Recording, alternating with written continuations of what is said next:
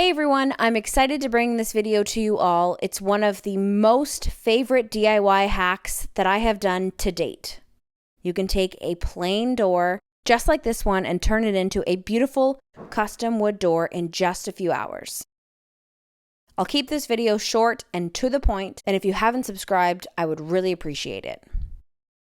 For this project, you will need your base color and a gel stain, as well as a few sponges and a coarse brush, or an old paintbrush that has seen a softer day. I had these ugly old numbers on the front of my door that I took off, and in another video, I'll link it here and below, I made a really cool number sign for the side of the house, but we're just focusing on the door today. I cleaned the door really well. You can pressure wash it if you want to, but I just used elbow grease and my favorite cleaner.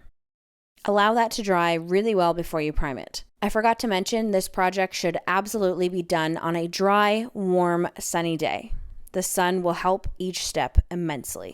My door was already painted white, and the paint I used didn't require a primer. I'm making this video almost a year later, and the door has held up perfectly.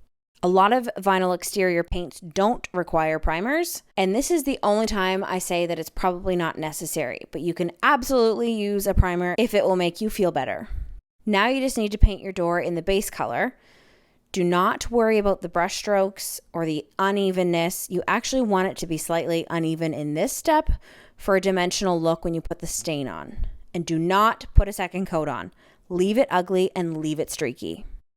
Again, let the sun do its work and bake that paint dry. When everything is good and dry, use your brittle brush to apply the gel stain. The key to making this look nice is the direction that you apply the stain on.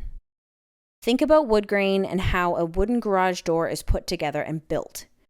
Usually, it will have mitered corners, and the centers will all go in the same direction, as well as the long lengths above the squares. There's no right way to do it, as long as every part is done the same. If you do one panel left to right, do all of the panels that way. If you do one panel up and down, do all of the panels that way. This was my first time with this technique, and I put it on pretty thick, but that's okay because it is gel stain. You do have quite a bit of working time before it sets, so I just wiped it off, and I actually really loved the way it looked when I wiped it off. Once it was wiped off, I just started to relayer it, but not as thick. Layering it is the best way to get the look that you want. I really focused on the corners and making that corner look as if it was a mitered corner by accentuating the joint line. And in some spots, I just layered over the gel a tiny bit heavier just to fake out a deeper grain.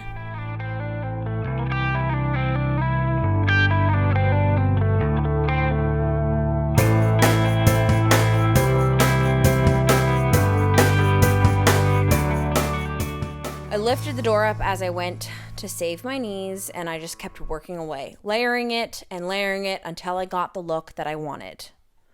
Remember, don't rush. You do have some time before it sets. In my case, the sun was super hot, so it was about 2 hours of working time. Later, I did my front door to match, but it was on a wet, overcast, crappy day. It was quite a bit colder because it was into the fall, and it took 24 to 48 hours until I could stop pushing fingerprints into the door. So if you want a really quick dry time, wait until it's super sunny and hot. You're probably wondering if I used a top coat, and no, I did not.